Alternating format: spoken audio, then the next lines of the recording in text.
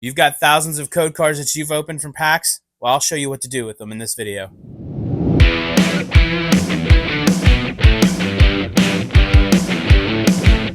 Hey friends, Gary here, the Card Father, and I want to wish you a really awesome day, and I hope you have fun opening all the packs that you ever wish to open. Today, let's talk some code cards. Okay, so if you're not familiar with code cards, they're very simple. They are a card that is given to you in a pack of Pokemon cards, and a lot of TCGs actually do this. They actually provide an online game where you can scan the code card and you get to open packs and you get to collect the cards there and use them for your battles or whatever gameplay you're doing.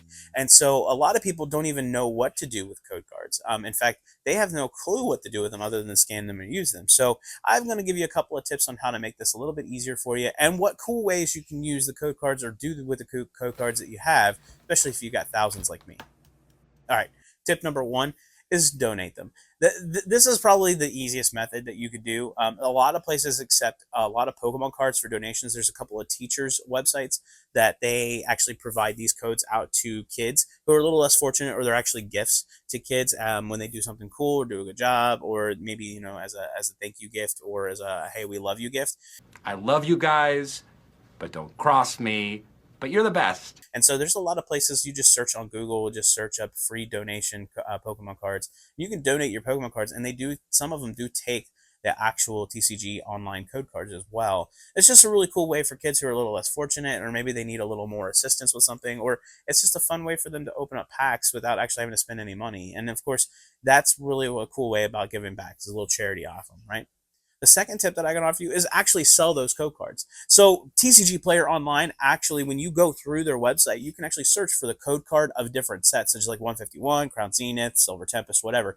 And you can actually sell those cards to players and people out there. I've seen code card goes for like 50 cents a code card sometimes. Just depends on the set. Like I think 151's like at 25 cents or something like that right now. And you can actually get those sold and make some money back on those cards. And that just really kind of is a really cool way. TCG Player does it though. I think Troll and Toad does it. But another really cool method is actually use your phone and submit them online through your phone. There's an app called Pokescan that you can download for Android and iOS.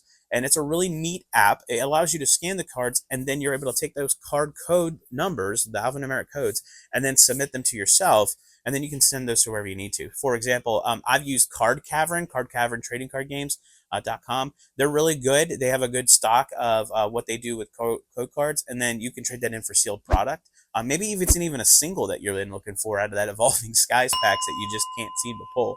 And if you save up enough code cards and you trade them all in, you might be able to get that in there. But you can submit those code cards. Another really cool app is called Poke Awesome, and it's the Card Code Collector or Code Catcher, I believe is what it says. And with that, you can actually scan the code and then submit it directly. And then they even give you a breakdown, like a price sheet breakdown of how much those codes are worth right now per set. I think it's like 5 cents for 151 or 3 cents for Silver Time or something like that. But you can see as you build up enough code cards and you build up enough submissions that you can actually rack up a few dollars. I know that I've bought booster boxes for that. I know my local card shop also takes in code cards as well. So depending on how many I have and what sets they are, they'll scan it through, give me a price list, and then tell me what I can buy. And I've bought booster boxes from my local card shop using that same method. The last tip I have for you is to use the code card. I mean, it's really just there for your use.